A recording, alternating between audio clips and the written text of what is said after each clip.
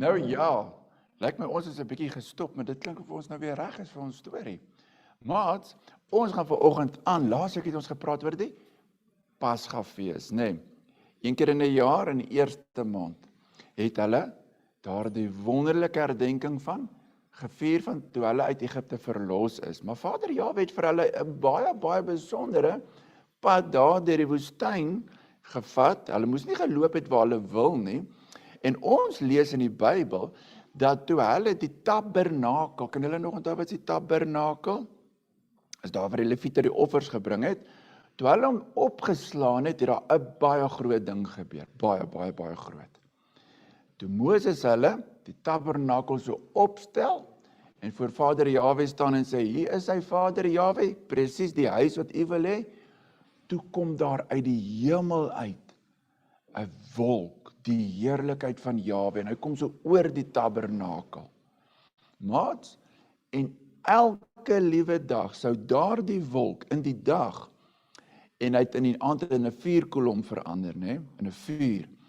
Dan het hy vir die Israeliete gewys wat hulle die dag moet doen. As hulle die oggend opstaan en hulle kyk daar by die tabernakel en hulle sien die wolk gaan op en hy begin beweeg, dan moet hulle gou oppak, want dan moet hulle trek. Dis hoe Vader Jahwe vir hulle gesê het, hulle moet nou trek. En as hy weer daar in die woestyn tot 'n stilstand kom, dan weet hulle, daar moet hulle weer kamp opslaan, die tabernakel. En al daai duisende Israeliete moet kom, hulle kan nie agterbly nie, want Vader Jahwe wys vir hulle waar moet hulle loop. Nou dink nou net, hulle het nooit geweet die oggend, gaan hulle trek of gaan hulle nie trek nie. Hulle moet eers gaan kyk, wat wys Vader Jahwe, wat sê hy vir hulle? En so het Vader Jahwe sy volk geleer. Partykeer het daai wolk net 'n dag getrek en dan gaan staan hy. En die volgende oggend gaan hy weer aan. En dan kan jy nie kla, ag ons trek alweer nie, jy moes maar gepak het en gegaan het. Somtyds het hy bly staan, 'n week, 2 weke, 3 weke, 'n maand, dan het hulle nie geweet nie. Maar Vader Jahwe wou vir sy volk leer, julle oog moet op my wees. Elke oggend as jy opstaan, moet jy kyk, wat wil ek hê moet jy doen?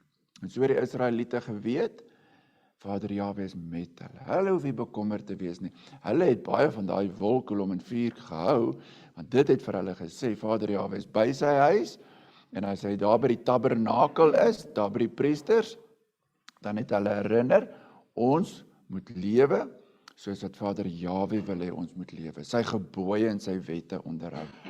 Maats, dink nou net,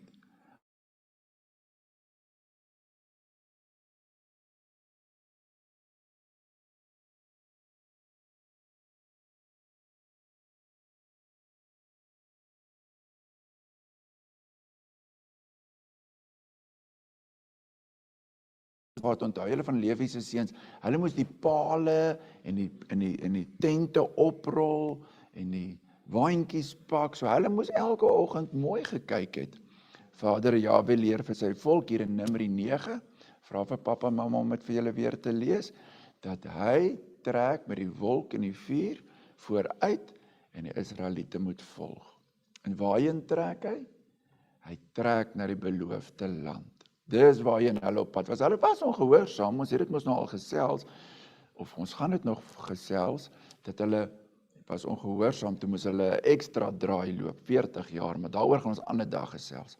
Maar net vandag se lesie, en wat was bokant die tent, Leandri?